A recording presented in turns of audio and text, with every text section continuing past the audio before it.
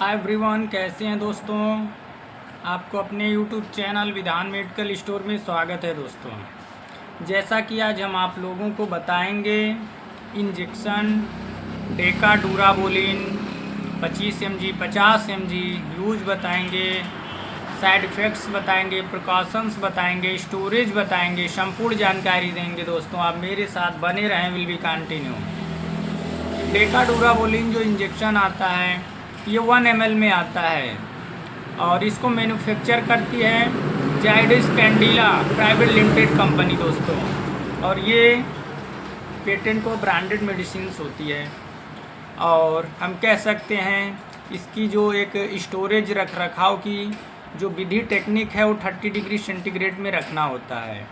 और इसका जो ये साल्ट होता है यानी कि कंपोजिशन होता है वो नेड्रोलोन होता है दोस्तों। क्या होता है? नेड्रोलोन। ये 25 mg में आता है, 50 mg में आता है। और साथ ही में हम बता दें डेकाडुराबोलिन जो होता है इसका जो उपयोग किया जाता है, बेसिकली जो उपयोग होता है वो आपकी बोन है, बोन को स्ट्रॉन्ग करने के लिए, मजबूत करने के लिए। जैसे कि वीक बोन है, वीक बोन को मजबूत करने के लिए किया जाता है।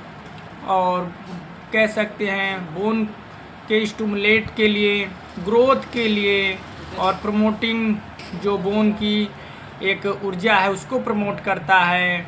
और साथ में हम कह सकते हैं इम्प्रूव करता है, जैसे कैल्शियम के बैलेंस को इम्प्रूव करता है दोस्तों। और जो मसल्स मास होता है उसको इम्प्रूवमेंट करता है।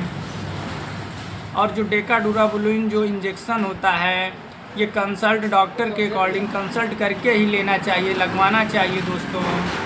और हम कह सकते हैं प्रेग्नेंट, जैसे जो लोग प्रेग्नेंट हैं उनको ऐसे नहीं लगवाना है, उनको डॉक्टर से एडवाइस लेने के बाद लगाना होगा।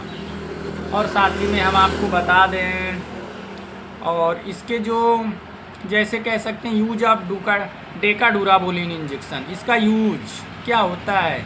तो इसका जो यूज होता है मेनली जो इसका यूज है दोस्तों ओस्टियोपोरोसिस में इसका यूज करते हैं। और जो हमारी बोन है, बोन वीक हो गई है तो उस कंडीशंस में इसका हम उपयोग करते हैं, स्टिमुलेट करती है बोन के ग्रोथ को। और हम कह सकते हैं वेंट्रिबल जो पेन है उसको ये पेनफुल से रिलीफ देती है, राहत मिलता है। और आपका जो स्पाइनल कार्ड है उसके लिए बेनिफिशियल है और ये इम्प्रूव करता है जो मोबिलिटी होती है दोस्तों।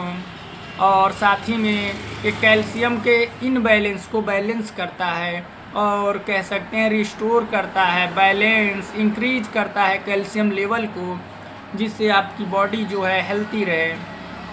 और आपका जो मसल्स है, मास है उसको इंक्रीज करता है, हेल्प करता है, बॉन्डिंग करता है, मजबूत करता है मसल्स मास को। और डायरेक्शन फॉर यूज की बात करें डेकाडुराबोलिन की तो दोस्तों तो कह सकते हैं इंजेक्शन होता है, इंजेक्शन फॉर्म में आता है और इसको इंजेक्ट किया जाता है, आईएम के माध्यम से लेना होता है। और रूट ऑफ एडमिनिस्ट्रेशन में ये चीज़ें हम देखते हैं। इसके कुछ बेसिक साइड इफ़ेक्ट्स भी होते हैं दोस्तों। और आज के वीडियो में बस इतना ही। आप मेरे साथ बने रहें ऐसी ही वीडियो की जानकारी के लिए। धन्यवाद।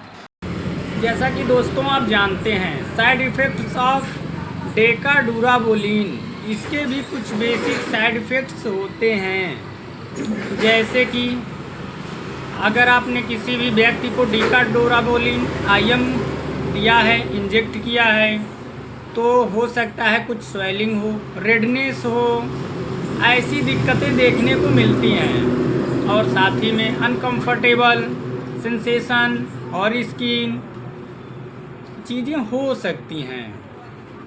हो सकता है जलन हो, बर्न जैसी हो दिक्कतें, स्वेलिंग हो। ये बेसिक सिम्टम्स जो साइड इफ़ेक्ट्स में देखे जाते हैं। और साथ ही में हम आपको बता दें डेकाडुराबोलिन जो है कैसे काम करता है बॉडी में। हमारे शरीर में जो डेकाडुराबोलिन होता है दोस्तों ये बोन के ग्रोथ को बढ़ाता है और प्रमोट करता है, टेम्परेरली बोन फॉर्मेशन को हेल्थी बनाता है।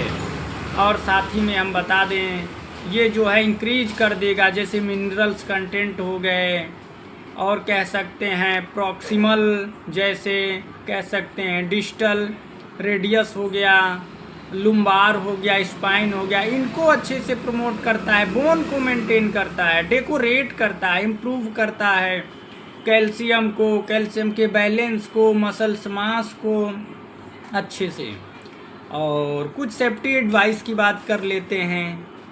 तो जो प्रेग्नेंट वुमेन्स हैं उनके लिए विदाउट डॉक्टर के कंसल्ट के नहीं लेना है। हम कह सकते हैं if you are pregnant planning to become pregnant, जैसे कि यूजिंग डेकाडुराबोलिन इंजेक्शन इज, कह सकते हैं कंट्राडिकेटेड दोस्तों। और साथ ही में अगर एल्कोहलिक व्यक्ति है उसको अवॉइड करना है, लीवर से संबंधित दिक्कतें हैं उनको अवॉइड करना है, किडनी से रिलेटेड अगर प्रॉब्लम है तो उनको एडजस्टमेंट में प्रॉब्लम आ सकती है। ये डेकाडुराबोलिन के साइड इफ़ेक्ट्स भी होते हैं ऐसे। और ये जो मेडिसिन्स है इसके भी कुछ इंट्रैक्शन होते हैं, कह सकते हैं डेकाडुराबोलिन जो इसका इंट्रैक्शन है, कह सकते हैं इंट्रैक्शन किन किन मेडिसिन के साथ होता है, जैसे एंटीकोगुलेंट्स मेडिसिन है, जैसे वारफारिन होगा, हेपेरिन हो गया, एंटीप्लेटलेट्स मेडिसिन से अगेंस्ट रिएक्शंस कर जाती है, उसे कह सकते हैं ड्रग इंट्रैक्शंस हो जाता है दोस्तों।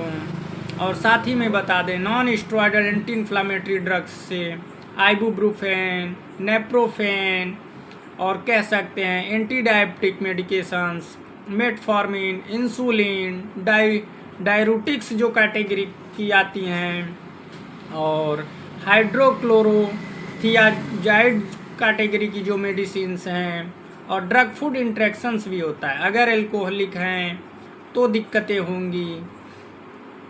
तो ये बेसिक जानकारी है दोस्तों। और अगर हम बात करें डोज ऑफ डेकाडुराबोलिन इंजेक्शन, तो इसका जो डोज होता है दोस्तों वो एडवाइस कह सकते हैं डायरेक्टेड बाय फिजिशियन के अकॉर्डिंग आपको लेना होगा। ओवरडोज होने पर कुछ बेसिक सिम्टम्स देखे जाते हैं, जैसे व्यक्ति है नोजिया, वोमिटिंग जैसे सिम्टम्स हो सकते हैं। स्टोरेज की बात करेंगे डेकाडुराबोलिन, जैसे कि कूल ड्राई प्लेस होना चाहिए, प्रोटेक्ट होना चाहिए, जैसे डायरेक्ट सनलाइट से, मॉइस्चर से बचाना होगा, और कह सकते हैं छोटे बच्चों के पहुंच से दूर रखना होता है। ये बेसिक डिटेल्स होती है दोस्तों। और ये जो मेडिसिन्स है ये जो है कि थेरेप्यूटिक कैटेगरी में आती है, जैसे ऑस्टियोआर्थराइटिस के ट्रीटमेंट में दी जाती है। हैबिट में नॉन कह सकते हैं एडिकेटिव होती है। और आज के वीडियो में बस इतना ही। आप मेरे YouTube चैनल को सब्सक्राइब कर लीजिए, हम दवाओं से संबंधित जानकारी देते हैं दोस्तों।